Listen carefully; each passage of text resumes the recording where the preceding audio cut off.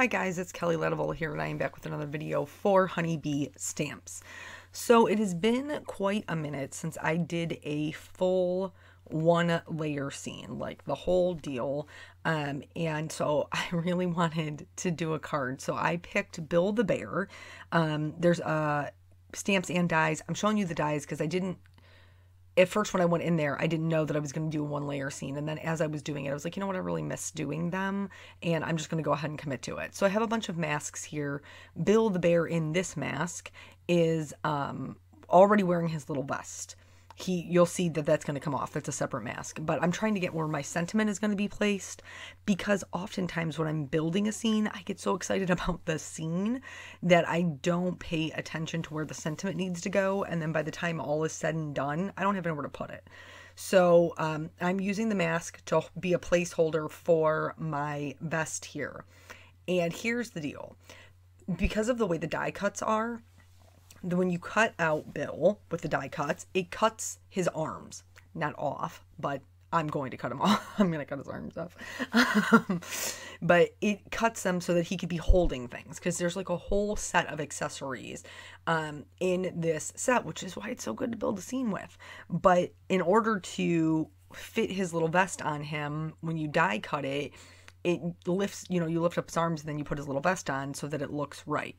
So I need to have the arms masked and the body not masked. Does that make sense? Because I need the vest to fit correctly.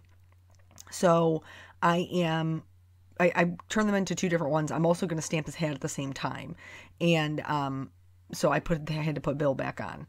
And then once I have that in place, because these two things, when you stamp a one layer card, whatever you want in the front, you have to stamp first. So obviously his hat is going to be on top of his head and his vest is going to be on his body. So his body will be behind that. So that's why we stamp them first.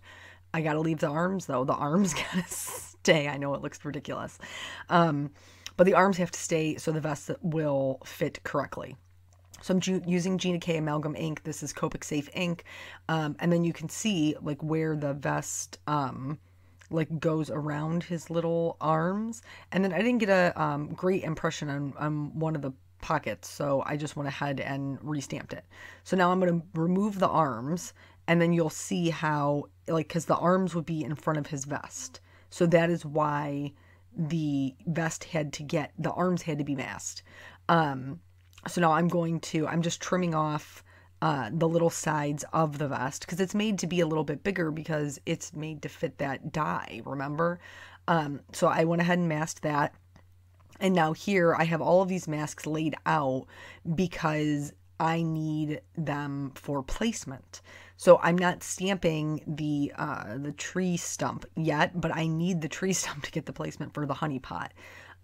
Because these will be also, well, not so much the honey pot. The honey pot won't be really in front of anything besides the background that I put in. Don't mind me while I drop my ink pad. But the fire will be in front of Bill, so that has to go down first as well, and I'm just trying to get some of the stamping out of the way. Here, I didn't realize, because, I got all excited about Bill, that the vest, I actually stamped down the vest, and it was in part of the fire. I'm not doing this again. I've already had to cut off Bill's arms, for goodness sake. Like, I'm not doing it again. And it was just a little teeny tiny line. And I decided that I would just incorporate that into the fire when the time came. I'm not sweating it. So now those masks are going to go back in place. I'm also going to mask the little honey pot there. And now I can finally put Bill down. Bill can finally go down. But you'll notice Bill's ears are sticking up out of that hat, which Bill's ears would not do that. If Bill had a hat on, his ears would be underneath the hat. So I'm trying to get Bill down correctly for where my vest is. So I just went ahead and removed the mask because I knew the masks weren't perfect. So I just went ahead and removed those so I could get them lined up with where his shoulders and his arms were. And then once I was happy with that placement, I'm going to go ahead and pick Bill up on my Misty door. I'm telling you, I don't even know what I did before I had a Misty, before a stamp positioner. I mean, I was still making the same kind of cards, guys. I was just winging it with the stamping, which I got to tell you, I ruined a lot of scene cards with my sentiment. So anyway, now I can finally stamp down Bill, but you'll notice I'm not putting any ink on his ears. I'm not putting any ink on his ears because I don't want his ears to be sticking up out of his hat. So here I was checking to see if I had gotten any ink where it would be sticking out. I did a little bit just on his, well, what is it? It's my right, it's his left, on his left-hand ear.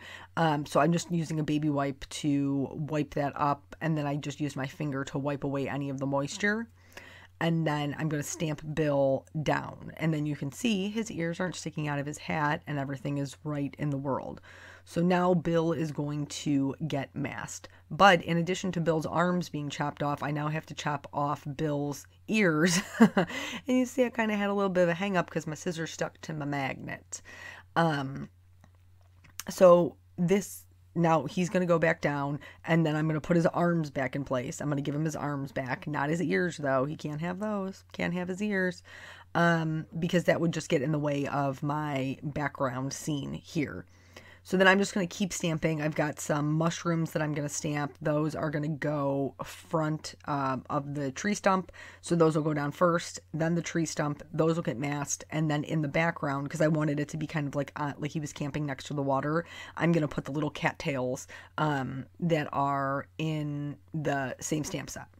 So this card... I did have a little, you can see, you know, as I'm going through, I did have a couple of little issues with it.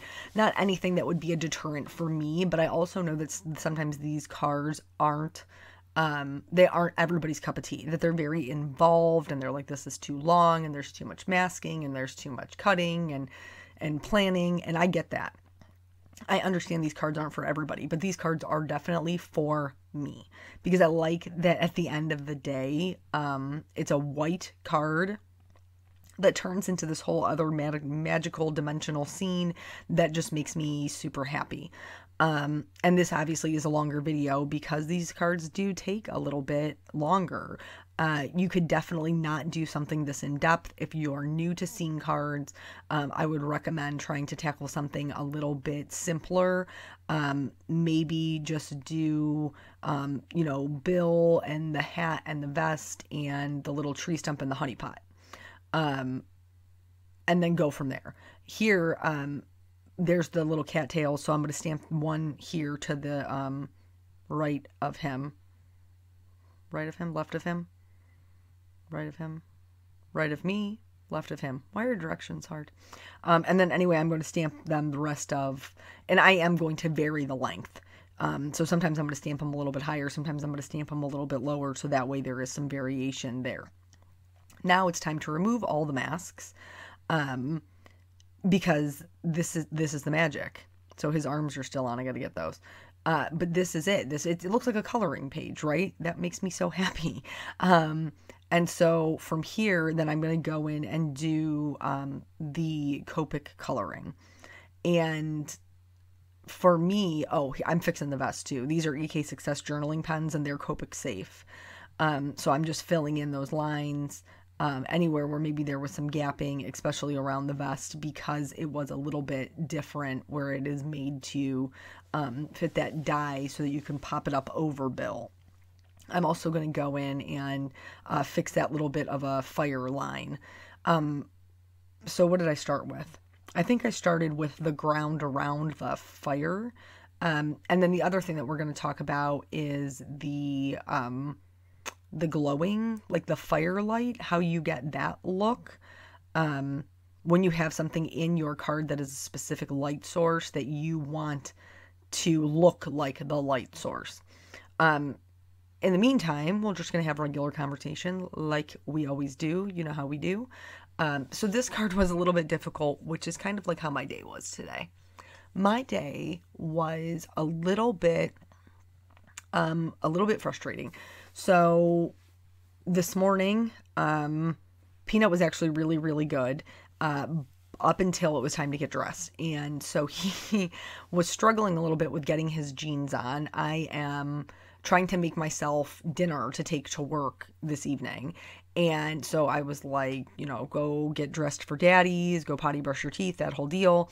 And so he comes out of his bedroom in his little underwear and his t-shirt, and I'm like, what are you doing? What are you doing? We're getting ready for daddies. And he was like, I hate these pants. They're stupid. I'm throwing them in the trash. And goes to like throw the pants in the garbage can. And I was like, whoa, whoa, whoa, whoa, whoa, whoa. We're poor. Don't throw those pants away. We need them. But really, like, what's going on? And he was like, I can't get the button buttoned. Okie doke then. I said, well, can we put the pants on and you can show mommy what the problem is with the button? Maybe mommy can help you figure it out. And here you can see I'm starting with lighter colors. This is basically just because I'm a chicken. I'm chicken. I tell you not to be scared of dark colors, but I know how scary it can be to put just a dark color on a just white piece of paper. Plus, this is going to help my paper be pre-saturated so that my color starts to blend a little bit better.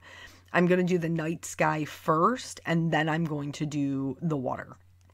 So anyway, so I finally talk him into putting these pants on, and I was like, okay, so show me what the issue is with the button. And then he just buttons them right up.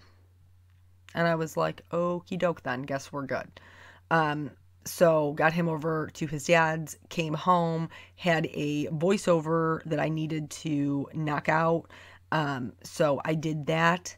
But then I was like really struggling to get to work on time because I needed to take a shower and like grab the things for work and try to make there in a timely fashion. So, like, world's fastest shower, didn't even have time to shave my armpits. You know how that goes. You know, everybody's busy. And so I go to work with wet hair. I'm on my way there. I get about, I don't know, 10 minutes away before I realize that I don't have my phone. I don't have my cell phone. So now I have to turn back around. And while I was, I had a blog post that I knew that I needed to get up, that I needed to type. And there was a code in it that I needed. And that's how I remembered that I didn't have my phone, because I was like, oh, I need to send that email to see if she can tell me what the code is. And then, so I came back home and had to get my phone, which I left on my nightstand, which is super weird because I never leave my phone on my nightstand. I don't even know why I set it there. Probably because I was already rushing. And then I left. I got the phone and I left, and I still didn't even grab the piece of paper that had the code on it. What? Why? So here with the water, I'm just doing stripes of color, various blue and, well, they're all blues, but some of them are more blue-violet, where some of them are more bright blue. I wanted there to be a little bit of differentiation in between the night sky and the water. I didn't want it to just be all dark and blend in together. So you'll see I'm going to start adding some of those. They're not blue greens per se, but they're more of like a Tiffany blue versus a true blue or a blue violet. When you're doing this, make sure that you're doing your stripes all the way up to the lines, because if you don't, it's going to look funny. Here, I've picked kind of the color that I want it to be, and I'm just going to give the whole thing a once over so they all blend together, but there is still some color variation in there. And remember, it's at night, so it's going to be darker. It just is. So I went to work, I did the work things, and then on my way home, I needed to get gas. I'm one of those people, you know how people are like, they're a half of a tank and they're like, I need to stop and get gas. And then there's people who have 7 miles before their gas tank runs out and they're stranded on the side of the road. I'm the latter. I'm that second person. So I still had like 70 miles, even though I was at a quarter of a tank. It still said I had 70 miles till I needed gas. So I certainly wasn't going to stop for gas. So the gas station I normally stop at, I passed. Then as I was like thinking about my things on the way home, I started thinking about that. So my mom bought me barbecue chips. And the best barbecue chips, I don't know if it's just like a local Ohio thing or if they're available elsewhere. They're kind of even hard to get here, is Snyder's of Berlin. Those are the best barbecue chips. those barbecue chips are delicious and they're my favorite. And like I said, they're kind of difficult to get. You can't get them at like the main local grocery store. You kind of have to find like the little mom and pop places that still carry them. So what my mom, she must have went to like Drug Mart. So she picked up these bag of potato chips for me. Well, they're delicious by themselves, no doubt. Like there's just no argument there. But they're also really, really delicious with French onion chip dip. And so on my way home, I was like, ooh, I could really go for some barbecue chips and some French onion chip dip. That sounds delicious. So I had already passed the gas station I normally stop at. So I was like, well, you know what, if I take the long way home, there's another gas station right on the corner, and I'll just hit that up and buy chip dip there. So I stop and I figure, well, since I'm here already, I might as well just go ahead and get gas. So I get gas, I go in to the gas station, and they don't even sell chip dip, period. Like they don't. Like I walk over to the dairy section, there's no chip dip in there. So then I walk all around the store. I come back to the dairy section, like it's magically going to appear, like some chip dip fairy has brought in the chip dip to the dairy section while I was around the corner by, the beef jerky. But there's still no chip dip there, and I am honestly flabbergasted. I don't understand why you would not have chip dip. I want some sour cream based chip dip, people. That's what I want. So then I was like, okay, well, there's another gas station next door. I'll just go over there. But the gas station next door's parking lot is not connected to this gas station, even though they're right next to each other. There's like a island median, grass median, tree lawn thing in between them. So I got to drive all the way around the building. Then I pretty much have to make like a U-turn because the back alley that is connected to the gas station I want to go to is directly next to the driveway I'm pulling out of. So I go through there, there's speed bumps, and there's like I thought it was unnecessary. There was like 16 of them. That's not true. There was like 2, but it was excessive. And then, so I go around to the other gas station and I realize that there are potholes to China in this back alley, hence the speed bumps. So I can understand why those were necessary, for some people if you're not paying attention to how you're driving. But anywho, so I get to the gas station, I go in, they don't have my preferred chip dip, which is Lawson's. Lawson's is my preferred chip dip. But they do have one that is Smith's and is least refrigerated. So I haven't eaten it yet, but I'll let you know how it goes. So I got that. And while I was in the car, on my way home, I love, Eric had mentioned in the video that we did, which, God, we haven't even talked about that. Whew, we're so backed up.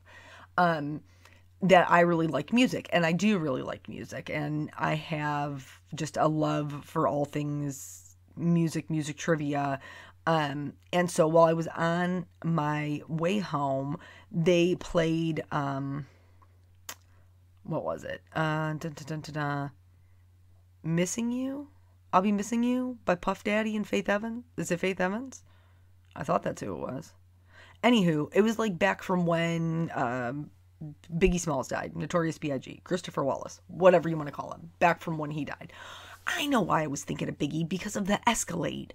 Okay, guys, listen, I have to understand how my brain works, okay? It's basically just, it's trying to herd cats, pretty much inside my brain. There's all of these thoughts, and I'm trying to get them in some semblance of order, but I can't. So we're going to come back to the Biggie Smalls song here in a minute, because I'm actually going to, talk about the card and the things that are important. So here, I'm going to color in my little fire. Typically when you look at a fire, the brightest part is the hottest part. So I made the center of my fire the lightest yellow. You could also leave that small area white. Like the saying white hot, that's a real thing. But then I'm kind of branching out from where it is drawn, the secondary flames are drawn, with some oranges, some reds, and kind of blending that back down. When Peanut saw it, he's like, how'd you make it look like real fire? So I don't necessarily know that it looks that realistic, but it will certainly do. So this is going to be my light source. And if you've ever been camping, you know that light that is cast from a bonfire is kind of yellowish. So when we're going through and coloring our characters, the highlight areas that we are leaving is going to be where this firelight would be touching it. So for this bear, he's standing in front of the fire. Pretty much his whole belly, his underbelly, is going to have lots of highlights. The side of his face, where his snout is sticking out, his hat, the brim of his hat definitely, and then the top portion of it, his vest is going to get a lot of light, and so are his his right arm and leg. I still can't get that down. So you'll see as I'm shading it, I am leaving those areas lighter. That's why, because he is standing to his left of the fire. So anyway, I was behind this Escalade, okay, and I didn't even know. I knew it was a Cadillac because I could see the emblem barely. I really need to drive with my glasses on when it's raining. But his brake lights were so obnoxious. I felt like I needed to root around in my purse for my sunglasses at like 10 p.m. They were so bright. They were huge brake lights on the left and the right hand side of this enormous window in the back, and then one across the top. I was blinded by the brake lights. And then, so I was trying to figure out what kind of car it was, because I could see the little Cadillac thing, and I was like, oh, what is it? I think it's an Escalade. And then in my head here, I'm chasing this cat. I was like, I don't even know if that's right, because the only reason I know what a Cadillac Escalade is because, like, of the rap songs that I grew up with in the 90s and 2000s. Like, I wanted to be like Ja Rule forever. And so I was already thinking about and then I couldn't remember who made the Escalades songs. Like, was it Ludacris? Was it Notorious B.I.G.? Whatever. And so I was already on that. And then they played Missing You by Puff Daddy, which is the song that they came out with after Big Papa, Big Notorious Biggie. Whatever nickname you want to call him. He had a lot. Passed away. And I was like, that's so funny. Just that, like, I don't know, I was just thinking about it in my brain, and then all of a sudden, like, something from that era came on, and it must have just been, like, 90s, 2000s rap night, because later on they played, Eve and Gwen Stefani, they had, like, a song together back in the 2000s, too. Speaking of random rap songs, who in the heck let Billy Ray Cyrus make a rap song? So there's a song out there called Old Town Road, and it's apparently the remix is with Billy Ray Cyrus, and it is climbing up the Billboard charts. And I guess the Billboard people removed it from the country one. Got to go back to the card. So here you see I'm going back in over those highlight areas with this YO2 to give it that firelight glow. Now, I didn't really love how light it was up at the top here next to his face, so I'm going to go back in and darken that up with an E55. But other than that, everything's pretty much going to stay the same. I'm just going to add a little bit darker shadows next to his vest because I felt like they lightened up quite a bit as I was layering my color. So the basic premise of this is color your whole thing. Leave yourself the highlights like you normally would. Instead of filling in your highlight with your lightest color, fill it in yellow. That's the easiest way I can explain it to you. So for this tree stump, there are areas of the tree stump that are sticking out further. Those are going to catch more light than the ones that are inset. So if it's inset, it's darker. If it's sticking out, if protruding, it's going to catch more light. Those should be lighter. So anyway, the Billboard people, I guess, kicked off this song, told them that it wasn't country music and that it could not be on the country Billboard charts.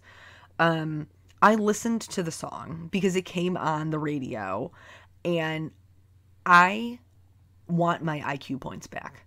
I've left them somewhere. I lost them when I started listening to that song.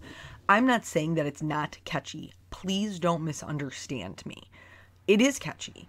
But if you listen to the lyrics, And I don't know why people think words don't matter, because lyrics in a song do matter very, very much. But it makes no sense. It literally makes no sense. So then, because curiosity got the better of me, and it said on the radio, Old Town Road Remix, I was like, well, what does the original sound like? Maybe the original actually sounds like a decent song. I still can't find the original. I don't know where the original is. I have no idea. But I ended up watching the music video for it. Let me save you about 3 minutes of your life that I will never get back. Don't watch it. The video title is called Old Town Road, Lil Nas, I don't even know what a Nas is, Lil Nas, featuring Billy Ray Cyrus, but Billy Ray Cyrus isn't even in the video. I just don't understand what is happening. I don't get it. But speaking of music, Taylor Swift's new song, also super catchy, and I really am enjoying that one very, very much. The video for that was super fun. It's a duet with the lead singer from Panic at the Disco, who I'm also a huge fan of, so that's pretty easy for me to get on board with that. And yeah, I just think it's kind of like a fun, feel-good song. There isn't anything like dirty or naughty about it. Like, I would have no issue with my child listening to that song. And I just like that it's like a happy little fun upbeat ditty, because, you know, we used to have, what did they call them in the 80s? Like, Tiffany was like the mall girl, like the little pop princesses, and it didn't have to be, I guess it could be a little bit more innocent, and it was still fun, and it was still catchy, and it still made you want to car dance, and all of those things. And I kind of miss that music a little bit, and it's nice to see something that has come out that is similar to that. So anywho, I leave the gas station. Did I tell you? I think I told you this. I left the gas station with the gas that I didn't want and the no chip dip, which I did want, and then I went and found new chip dip, so that made me happy. And now I am home. I'm doing this voiceover. I'm going to fly into the shower, and then I'm going to work on the next thing. So that's like my whole day, and it's just crazy. I don't know if anybody, like, I feel like everybody is living like this. I feel like I am not special. I feel like, just everybody is just barely holding it together, because there's just so many things that are expected of us as moms, before, not anymore, but before, for me, as a wife, as somebody who runs a household, as an employee, as like all of these roles that we play in our life. Everything just seems so demanding, and everything just seems so, like, there's no time. And realistically, like, when I look back, like, on my day, because a lot of times Eric and I don't see each other because our schedules don't meet up, and he'll be like, tell me about your day, and I'm like, there's nothing exciting to tell you. Like, I did things all day long, but, like, I have nothing to report. And those kind of days kind of make me a little bit sad, because I know I was doing things, and I know I was accomplishing things, but I don't really have anything to bring to the table as far as a discussion. The Peanut wants a bowling party for his birthday. His birthday is next month. So we are going to do a bowling party. That seems super fun. I come from a family of bowlers. I am not a bowler. I don't bowl league, but my mom and dad still do, and both of my sisters bowl with my mom on a league. And so he wants to have a bowling party, and I think that'll be super fun for him and his little friends. We're cutting it close to the end of the school year, though. Like, we're going to be like 2-3 weeks out from the end of the school year, so I hope that we get a decent turnout at his party, because otherwise I will be sad for him, you know. And he may not even care, because he'll have his, you know, family there, and his cousins. Craig's side of the family has a couple of little ones that are around about his age, which I'm so thankful for, because I don't have any small children in my family. My nieces and nephews are all in their 20s.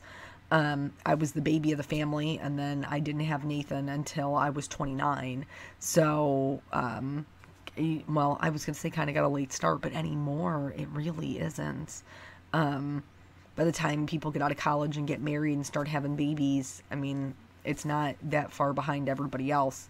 But anywho, so I'm super excited about that. I'm not sure if I'm going to do a cake or if I'm going to make cupcakes. I haven't really decided. I feel like cupcakes would be easier in a bowling alley because I'm not sure what the seating situation is going to be. But I also know that if I'm going to do cupcakes, that I'm going to make them versus pay somebody to do them. And that is a little bit more work for me. Plus I got to get his invitations together so he can take them to school, and then we will pray to Jesus that they RSVP in a timely fashion so we know how many kids are going to be coming to this party. Know what I'm saying? So for his little outfit, I wanted something that wasn't going to clash with the rest of everything that was going on, but also wasn't going to be the same color, because I felt like I had a lot of yellowish oranges going on, I had a lot of green, and I had a lot of blue.